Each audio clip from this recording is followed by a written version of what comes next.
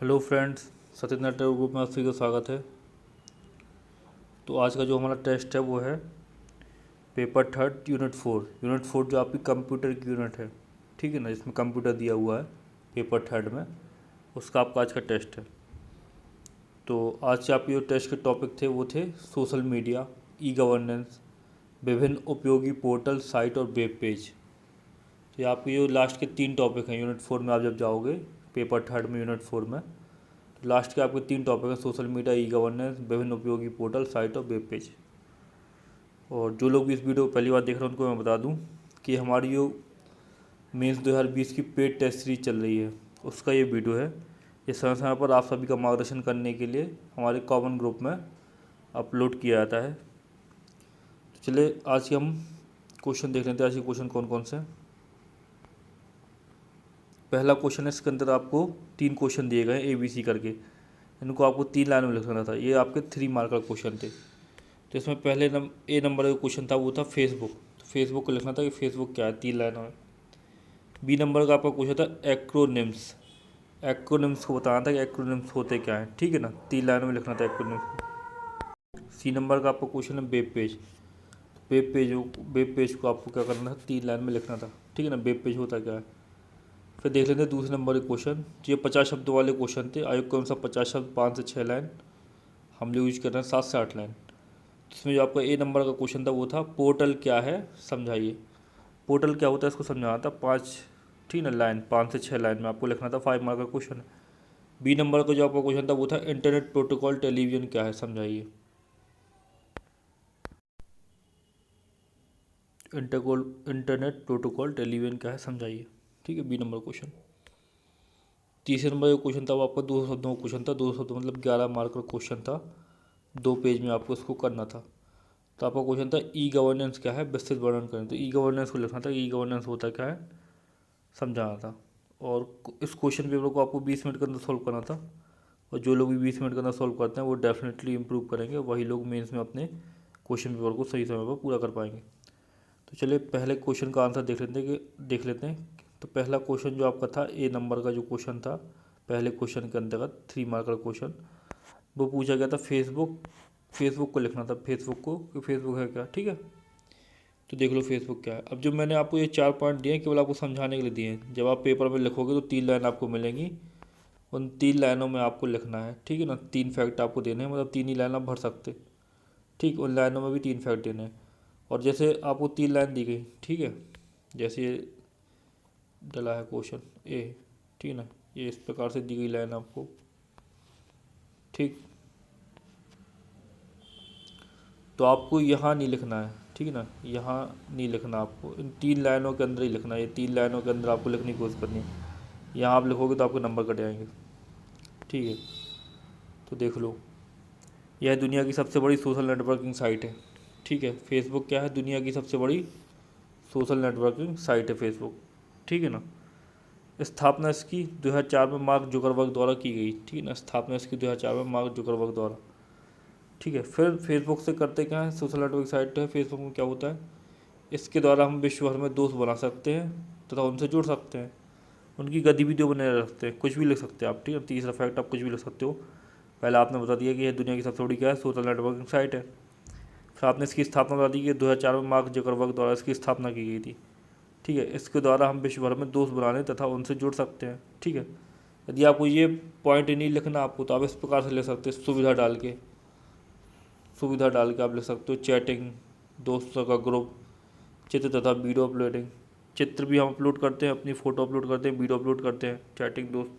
Instagram वगैरह तो बाद में आए, फेसबुक तो पहले से, व्हाट्सएप से पहले से है फेसबुक। तो फेसबुक बहुत बड़ी साइट है, ठीक। ये होगा फेसबुक आपका। B नंबर का क्वेश्चन देख लो। तो आपका जो B नंबर का क्वेश्चन था वो था एक्रोनिम्स। तो एक्रोनिम्स को लिखना था आपको, एक्रोनिम्स होते क्या है, ठीक है ना। तो देख लो एक्रोनिम्स क्या है। कंप्यूटर संचार में प्रचलित संक्षिप्ताक्षर जिनका प्रयोग न्यूज, ग्रुप, ईमेल या चैटिंग के दौरान किया जाता है, ठीक है ना। जो छोटे अक्षर होते हैं, जो संक्षिप्त अक्षर होते हैं किसी बड़े अक्षर के, उनको बोलते हैं एक्रोनिम्स।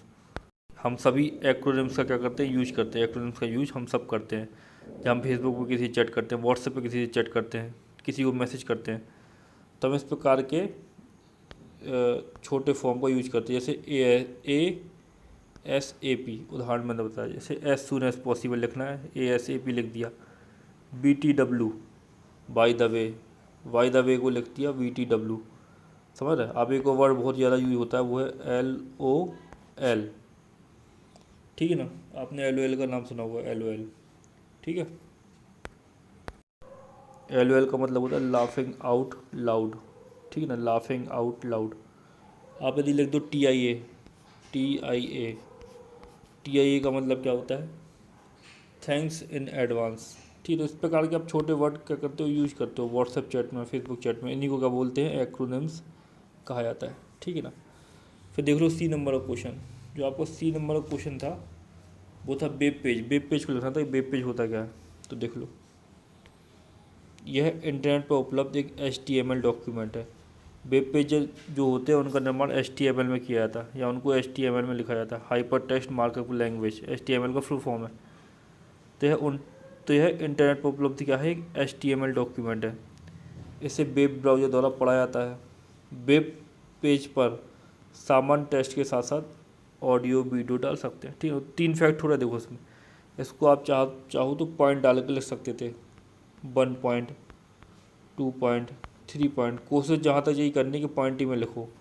पैराग्राफ में लिखने की तब जरूरत पड़ती है हमें जब क्या कहते हैं हमारे पॉइंट नहीं बनते करेक्ट, 1 2 3 नहीं बनते, या फिर हमारे पास 2 फैक्ट होते तो हम उसको पैराग्राफ में डाल देते। इस क्वेश्चन को भी आपको लिख सकते थे, पॉइंट में लिख सकते थे 1 2 3 करके। तो पहला पॉइंट क्या होगा, यह इंटरनेट पर उपलब्ध एक HTML डॉक्यूमेंट है। ठीक है ना। यदि आप ये भी लिख सकते थे कि यह इंटरनेट पर उपलब्ध एक डॉक्यूमेंट है। ठीक है ना, इसे HTML में लिखा जाता है, हाइपर टेक्स्ट मार्कअप लैंग्वेज का यूज करके इसको लिखा जाता है। इसे वेब ब्राउज़र द्वारा पढ़ा जाता है। ये दूसरा फैक्ट हो गया, इसे वेब ब्राउज़र द्वारा पढ़ा जाता है। और फिर क्या हो गया, तीसरा फैक्ट क्या होगा, वेब पेज पर सामान्य टेक्स्ट के साथ साथ ऑडियो वीडियो भी डाल सकते हैं। आपने देखा होगा वेब पेज पर ऑडियो वीडियो भी डाले रहते हैं, सामान्य टेक्स्ट तो लिखे रहता। तो इस प्रकार से आपका क्या हो गया, उत्तर C हो गया। फिर देख लो दूसरे नंबर के जो आपके प्रश्न हैं, 5 से 6 लाइन वाले प्रश्न आयोग के अनुसार। हम लोग यूज कर रहे हैं 7 से 8 लाइन। ठीक है, तो आपको जो A नंबर का क्वेश्चन था वो था पोर्टल क्या है, समझाना था इसको। पोर्टल को समझाना था कि पोर्टल होता क्या है। तो देख लो पोर्टल क्या है। पोर्टल एक विशेष प्रकार की वेबसाइट है जहाँ अलग अलग सोर्स, ठीक है ना, SOURCE, सोर्स लिखा है, ठीक है ना, स्रोत लिखा है, स्रोत। ठीक है, आप देवनागरी लिपि में इंग्लिश के वर्ड लिख सकते हैं आप। ठीक है ना। तो पोर्टल एक विशेष प्रकार की क्या है, वेबसाइट है। पोर्टल क्या है, एक विशेष प्रकार की वेबसाइट है जहाँ अलग अलग सोर्स से सूचनाओं को एकत्रित कर एक सिंगल प्लेटफॉर्म पर उपलब्ध कराया जाता है। जो बहुत सारी सूचना होती हैं, ठीक है ना, किसी यूजर के लिए, उन सभी को क्या करते हैं, एक जगह पर उपलब्ध करा देते हैं। तो उसको बोलते हैं पोर्टल। इसे एक्सेस करने के लिए यूजर नेम और पासवर्ड की आवश्यकता होती है। फिर मैंने प्रकार बता दिए थोड़े से, क्या है प्रकार पोर्टल के। तो वर्टिकल पोर्टल हो गया, हॉरिजॉन्टल पोर्टल हो गया, इंटरप्राइज पोर्टल हो गया, नॉलेज पोर्टल भी होते, मार्केट प्लेस पोर्टल भी होते, एजुकेशन पोर्टल भी होते। ठीक है ना। तो इस प्रकार के जो आपका क्या होगा, पोर्टल। उसके बाद में मैंने क्या कर दिया, कुछ उदाहरण दे दिए। जैसे ऑनलाइन SBI जो है वो SBI का पोर्टल है। SBI और बैंक से संबंधित जितनी भी सूचनाएं वहाँ पर मिल जाती। MP ऑनलाइन पता होगा आपको, मध्य प्रदेश सरकार का पोर्टल है MP ऑनलाइन। ठीक है ना। UIDAI, आपने सब इसका नाम सुना होगा, UIDAI, ठीक ना। आधार कार्ड, तो आधार कार्ड वाला पोर्टल है UIDAI। ठीक है, तो ये आपको क्या हो गया, पोर्टल हो गया। पोर्टल बता दिए, पोर्टल कुछ नहीं है, एक वेबसाइट ही है। लेकिन क्या होता है, वेबसाइट से किस प्रकार से अलग है, समझ रहे आप। यहाँ पर जो विभिन्न सारी सूचना होती है उनको एक जगह पर ला दिया जाता है, ठीक है ना, किसी चीज़ से संबंधित, इसलिए उसको बोलते हैं पोर्टल। एक विशेष कार्य के लिए इसका निर्माण किया था। ठीक है ना, आप लोग और लिख सकते थे इसमें, एक विशेष कार्य के लिए इसका निर्माण किया जाता है। ठीक है, तो ये आपका क्या होगा, पोर्टल हो गया। फिर देख लो उत्तर B। तो प्रश्न B जो आपका था वो था इंटरनेट प्रोटोकॉल टेलीविज़न क्या है, समझाइए। इंटरनेट प्रोटोकॉल टेलीविज़न को समझाना था क्या होता है इंटरनेट प्रोटोकॉल टेलीविज़न। देख लो, कंप्यूटर नेटवर्क में इंटरनेट प्रोटोकॉल का प्रयोग कर टेलीविज़न प्रसारण करना, उसे प्राप्त करना तथा अपने कंप्यूटर पर उसे देखना IPTV कहलाता है। ठीक है ना, इंटरनेट प्रोटोकॉल टीवी कहलाता है। IPTV का full form internet protocol TV. तो कंप्यूटर नेटवर्क में इंटरनेट प्रोटोकॉल का उपयोग करके टेलीविज़न का प्रसारण करना क्या है, IPTV है। इसमें टेलीविज़न कार्यक्रम का प्रसारण पैकेट स्विचिंग तकनीक द्वारा किया जाता है। पैकेट स्विचिंग जो तकनीक होती है उसके द्वारा क्या किया जाता है, इसका संचालन किया जाता है। अब IPTV में 3 प्रकार की सुविधाएं उपलब्ध होती हैं। ठीक है ना, तो इसमें 3 प्रकार की सुविधाएं उपलब्ध होती हैं। इंटरनेट प्रोटोकॉल, है ना, तो जो आपकी ये है इंटरनेट प्रोटोकॉल टेलीविज़न, इसमें आपकी 3 प्रकार की सुविधाएं होती हैं। तो पहला क्या होता है, जीवंत प्रसारण देखना, लाइव स्ट्रीमिंग, समझ रहे आप। पूर्व में प्रसारित कार्यक्रमों को अपनी सुविधा अनुसार देखना। पूर्व में जो प्रसारित कार्यक्रम है उनको क्या कर सकते हैं, आप अपनी सुविधा अनुसार देख सकते हैं। कोई कार्यक्रम आपको 9 बजे आता है, आप 11 बजे फ्री हुए रात में, तो आप 11 बजे उस प्रोग्राम को देख सकते हैं। तो ये इंटरनेट प्रोटोकॉल टीवी के लाभ हैं, लाभ हो चाहे सुविधा समझ लो। वीडियो ऑन डिमांड द्वारा अपनी इच्छा अनुसार चयनित कार्यक्रम को देखना। अपने इच्छा अनुसार आप कार्यक्रम का चयन कर सकते हो, हमें ये कार्यक्रम देखना है, उस पर क्लिक कर सकते हो, उसका कोई भी एपिसोड देख सकते हो। तो ये IPTV के क्या है, लाभ हैं। तो ये आपका क्या होगा, इंटरनेट प्रोटोकॉल टीवी। उसके बाद हम देख लेते हैं तीसरे नंबर का क्वेश्चन, जो 11 नंबर का क्वेश्चन है आपका। ठीक है,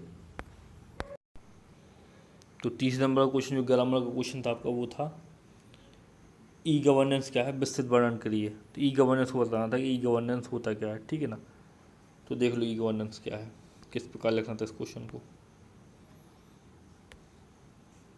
तो इंट्रो से शुरुआत। E-गवर्नेंस भारत में सूचना एवं संचार तकनीकी के माध्यम से प्रशासन उपलब्ध कराने की संकल्पना है। ठीक है ना, सूचना संचार प्रौद्योगिकी IT जो होती है उसके माध्यम से क्या करना, प्रशासन करना या प्रशासन उपलब्ध कराना क्या कहलाता है, E-गवर्नेंस। इसमें सभी सरकारी प्रणालियों को कंप्यूटर तथा इंटरनेट के माध्यम से जोड़ दिया जाता है, जिससे प्रशासन की दक्षता तथा काम करने की गति में वृद्धि होती है। सबसे पहले बता दिया कि क्या होता, सूचना प्रौद्योगिकी के माध्यम से प्रशासन उपलब्ध कराना ही क्या है, E-गवर्नेंस है। फिर इसमें क्या करते हैं, सभी सरकारी प्रणालियों जो सरकार के विभाग होते हैं उन सभी को क्या करते हैं, इंटरनेट और कंप्यूटर से जोड़ दिया जाता है, जिससे प्रशासन में दक्षता होती है तथा काम में क्या होता है, तेजी आती है। फिर E-गवर्नेंस के कारण भारत सरकार की योजनाएं, शिकायत निवारण तंत्र, सेवा अवधि की पहुंच जनता तक इलेक्ट्रॉनिक माध्यम से सुनिश्चित होती है। तो E-गवर्नेंस से क्या होता है, लोग अपने मोबाइल से देख सकते कौन कौन सी सुविधा हमें मिल रही, कौन कौन सी नहीं मिल रही, हमने शिकायत की तो उसका निवारण हुआ कि नहीं हुआ। तो ये सब चीज़ें क्या है, E-गवर्नेंस आप देख सकते हैं। इलेक्ट्रॉनिक माध्यम से इंटरनेट के जरिए आम जनता तक सरकारी सुविधा को पहुँचाना ही E-गवर्नेंस है। इससे शासकीय सेवाएँ, सुविधाएँ, सूचनाएँ तीनों जनता तक आसानी से पहुँचती हैं। ठीक है, एक ये डेफिनेशन मैंने दे दी, ठीक है ना, और एक ये ऊपर वाली डेफिनेशन है। आप इनमें से दोनों में से कुछ भी लिख सकते हैं, कोई एक लिख दो आप इंट्रो में। ठीक है ना, मैंने केवल आपको डाटा देने के लिए दोनों को लिख दिया। ठीक है, तो आपको कोई एक लिख देना है। ठीक है, फिर देख लो, भारत में राष्ट्रीय E-गवर्नेंस योजना साल 2006 में चालू की गई। तो भारत में राष्ट्रीय E-गवर्नेंस योजना कब आई, 2006 में आई। इस योजना को बनाने में भागीदार इलेक्ट्रॉनिक सूचना एवं प्रौद्योगिकी विभाग तथा प्रशासनिक सुधार तथा सार्वजनिक शिकायत विभाग है। ठीक है ना, इस योजना को बनाया किसने है। ठीक है, तो इलेक्ट्रॉनिक सूचना एवं प्रौद्योगिकी विभाग जो है, प्रशासनिक सुधार विभाग है और सार्वजनिक शिकायत विभाग जो है, इन सब ने मिलकर क्या किया, E-गवर्नेंस योजना को बनाया, 2006 में इसको लागू किया गया। ठीक है, अब E-गवर्नेंस भारत में 4 मुख्य तरीक़ों से कार्य करता है।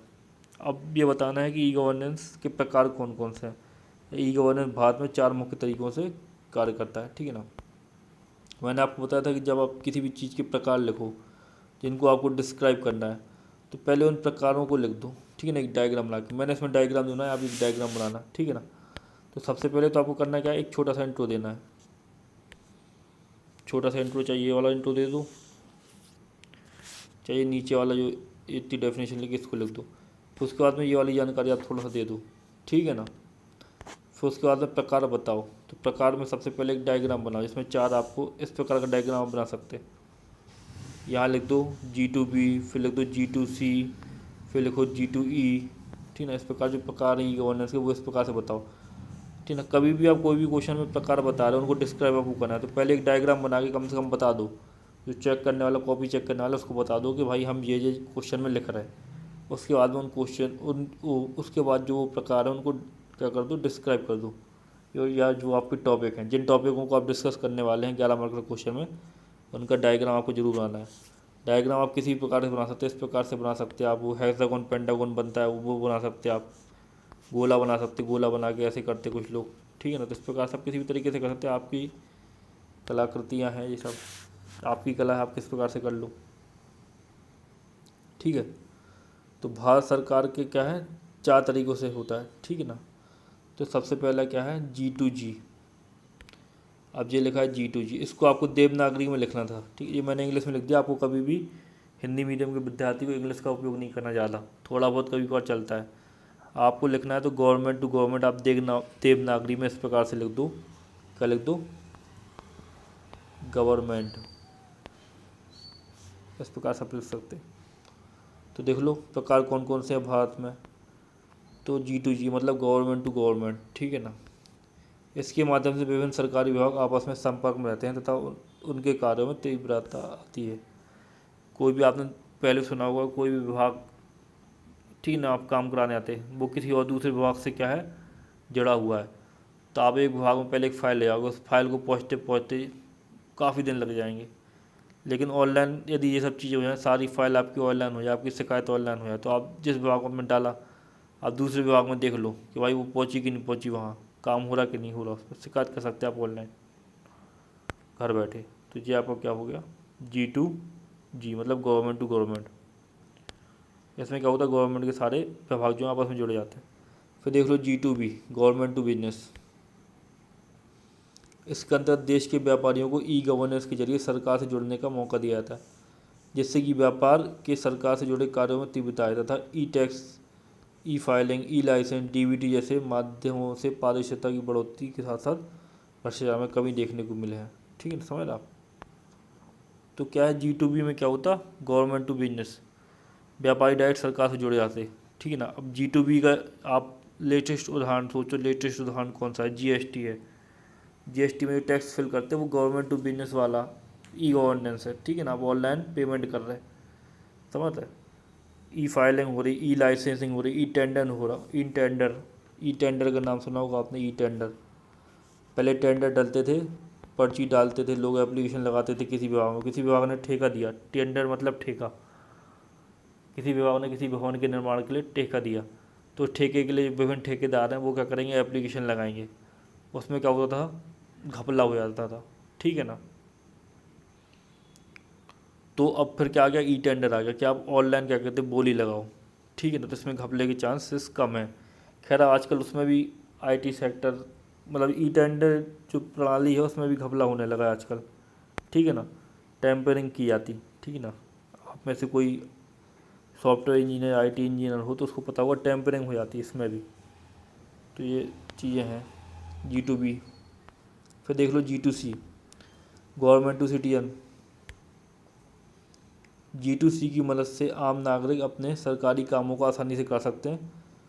इसमें सरकारी सेवाओं की प्राप्ति, शिकायत निवारण तंत्र, ऑनलाइन माध्यम से करों का भुगतान आदि सुविधाएं शामिल हैं, ठीक है ना। तो सिटीजन क्या है गवर्नमेंट से जुड़े हैं ऑनलाइन तरीके से, गवर्नमेंट टू सिटीजन में जो होता, ठीक है ना। आप अपना काम कर सकते, जैसे आप पहले जाते होगे, आप तहसील कार्यालय जाते होगे, आप आय प्रमाण पत्र बनवाते हो, आप ऑनलाइन बनने लगा आय प्रमाण पत्र, ठीक है ना। तो इसी प्रकार की सुविधाएँ हैं। बिजली का बिल आजकल ऑनलाइन भरने लगा, गवर्नमेंट टू सी, समझ रहे आप, गवर्नमेंट टू सिटीजन। आप रेल के आने का समय देख सकते, रेलवे में आपकी वेटिंग देख सकते, रेलवे से का टिकट आप ऑनलाइन कर सकते। ये सब क्या है गवर्नमेंट टू गवर्नमेंट वाला काम है ये G2C, sorry government to government बोल गया मैं, sorry G2C government to citizen वाला काम है, ठीक है ना। फिर देख लो G2E government to employ. G2E के माध्यम से सरकार तथा कर्मचारी के मध्य संपर्क बनाया जाता है, जिससे सरकारी नीतियों, योजनाओं, दिशा निर्देश आदि को आसानी से कर्मचारियों तक पहुंचाया जाता है। वहीं कर्मचारियों को प्रशासनिक सुविधाएं, विभागीय शिकायत निवारण तंत्र ऑनलाइन माध्यम से उपलब्ध कराया जाता है, ठीक है। तो G2 में क्या होता है गवर्नमेंट जो होते हैं वो गवर्नमेंट के जो एम्प्लॉय होते हैं उनके बीच क्या होता है सीधा संबंध हो जाता है, जिससे उनको दिशा निर्देश देना, नीतियाँ समझाना आदि में क्या होता है आसानी होती है, ठीक है। फिर ई गवर्नेंस का आधुनिक उपयोग, फिर ठीक है ना, ये सब चीज़ें हो गई आपकी, जो मैंने 4 प्रकार बता दिए इसके, ठीक है ना, G2B, G2G, G2C, G2E, ये ई गवर्नेंस के प्रकार हैं भारत में। फिर उसके बाद में कुछ और चीज़ें बता दी ई गवर्नेंस से जुड़ी, जैसे ई गवर्नेंस का आधुनिक उपयोग ई अटेंडेंस, निगरानी आदि के तौर पर किया जा रहा है, ठीक है ना। ये अटेंडेंस जो होती है, ये अटेंडेंस लगती है, इलेक्ट्रॉनिक अटेंडेंस, ठीक है। फिर उसके बाद में लिख दिया मैंने नीचे, राष्ट्रीय ई गवर्नेंस योजना के तहत भारत सरकार ने बैंकिंग, भूमि रिकॉर्ड, वाणिज्यिक कर आदि 31 सुविधाओं को मिशन मोड प्रोजेक्ट में चालू किया है, ठीक है ना। जो राष्ट्रीय गवर्नेंस योजना है 2006 में उसको लाया गया, ठीक है ना। इसके तहत जो बैंकिंग है, भूमि रिकॉर्ड है, वाणिज्यिक कर आदि 31 सुविधाओं को क्या किया गया है, मिशन मोड में चालू किया गया है। केंद्र सरकार ने पासपोर्ट निर्माण, इनकम टैक्स, आधार कार्ड, पेंशन, बीमा आदि सुविधाओं को मिशन मोड सुविधाओं के आधार पर आगे बढ़ाया है, ठीक है ना। तो ये मैंने थोड़ा सा एक जानकारी दे दी। उसके बाद मैंने क्या लिख दिया, निष्कर्ष लिख दिया, ठीक है। तो देखो निष्कर्ष क्या है। अतः हम कह सकते हैं कि ई गवर्नेंस सरकार द्वारा उठाया गया एक महत्वपूर्ण कदम है, जिससे सरकार के कार्यों में पारदर्शिता आई है, जवाबदेही आई है, उत्तरदायित्व बढ़ा है, तेजी आई है। समझ ना, पारदर्शिता आई है। टेंडर में घोटाला होता था पहले देने में, अब नहीं होता क्योंकि ऑनलाइन दिख रहा सब वहाँ पर। जवाबदेहिता आई है, आप पूछ सकते हैं कि भाई ये काम क्यों नहीं हुआ, इस काम की प्रोग्रेस क्यों नहीं हुई। उत्तरदायित्व बढ़ा है। जब जवाबदेही होंगे अफसर, गवर्नमेंट जवाबदेही होगी तो उनका उत्तरदायित्व बढ़ेगा, उनको पता है कि हमें जवाब देना पड़ेगा यदि ये काम नहीं हुआ। और इस काम की प्रोग्रेस क्या है, ऑनलाइन डली हुई है। कामों में तेज़ी आई है, एक विभाग से दूसरे विभाग में जो काम करते थे। तो इन्हीं सब चीज़ों का आपको जो यही लाभ हैं, आप चाहो तो लाभ डाल के भी आप लिख सकते थे। निष्कर्ष के पहले आप लाभ डालकर लिख सकते थे आप। क्या, पारदर्शिता बढ़ी है, जवाबदेहिता सुनिश्चित हुई है सरकार की, उत्तरदायित्व बढ़ा है सरकार का, सरकारी कार्यों में तेजी आई है, भ्रष्टाचार कम हुआ। भ्रष्टाचार का कम होना भी एक बहुत बड़ा लाभ है क्या का, ई गवर्नेंस का। तो इस प्रकार से करना है आपको। और भी कई प्रकार के निष्कर्ष आप बना सकते हैं, समझ रहे ना आप, कई प्रकार का आप निष्कर्ष बना सकते हो। मैंने आपको केवल एक डायमेंशन देने की कोशिश की, तो इस प्रकार से करना था, ठीक है ना। और जो लोग पहली बार इस वीडियो को देख रहे हैं तो उनको बता दूं मैं कि ये जो पेड टेस्ट सीरीज चल रही है, इसका एक दूसरी टेस्ट सीरीज जो है वो दूसरी टेस्ट सीरीज चालू हो चुकी है। आप चाहो तो उस टेस्ट सीरीज के माध्यम से उसमें जुड़ सकते हो आप, ठीक है ना। मेंस की ये test series unit wise test series, इसमें क्या होता है, आपको सुबह एक पेपर दिया जाता है, ठीक है ना। उस पेपर को आपको लिख कर टेलीग्राम ग्रुप में सेंड करना पड़ता है, स्कैन करके। उसकी जो चेक कॉपी होती है वो आपको रात में मिल जाती है, और रात में आपको इसी प्रकार से मॉडल आंसर की वीडियो मिलती है, ठीक है ना। और जो मॉडल आंसर की वीडियो होती है, वो मॉडल आंसर की वीडियो के साथ साथ उसमें क्या होता है, आपको ड्राफ्टिंग नोट्स भी मिलते हैं, और साथ साथ आपको पैटर्न सिखाया जाता है, आंसर राइटिंग का तरीका सिखाया जाता है कि आंसर राइटिंग किस प्रकार करनी है। तो आपकी ये test series plus answer writing class है, ठीक है ना। और इस टेस्ट सीरीज को आप केवल ज्वाइन कर सकते हो 1500 रुपये, मात्र 1500 रुपये देकर आप इस टेस्ट सीरीज को ज्वाइन कर सकते हैं, ठीक है। ऑनलाइन अपने घर पर बैठे आप इस टेस्ट सीरीज के माध्यम से आंसर राइटिंग को सीख सकते हो, किस प्रकार क्वेश्चन वो करना है आप इस प्रकार से कर सकते हो। और प्रत्येक यूनिट से 3 टेस्ट इसमें किए जा रहे हैं इस टेस्ट सीरीज में। तो एक नया ग्रुप हमारा कल से चालू हो चुका है, ठीक है। तो मैं आशा करता हूँ आज की वीडियो आपको अच्छा लगा होगा। कल फिर मिलते हैं नई वीडियो के साथ में। धन्यवाद। और हाँ, यदि आपको ये वीडियो अच्छी लगती है तो प्लीज़ आप यूट्यूब पर जाकर इस चैनल को सब्सक्राइब कीजिएगा, तो वीडियो को लाइक कीजिएगा और शेयर कीजिएगा। साथ ही साथ जो लोग हमारे टेलीग्राम ग्रुप से नहीं जुड़े हैं वो इस लिंक के द्वारा हमारे टेलीग्राम ग्रुप में ज्वाइन कर सकते हैं। तो मैं आशा करता हूँ आज की वीडियो अच्छा लगा होगा आपको। कल फिर मिलते हैं नई वीडियो के साथ में। धन्यवाद।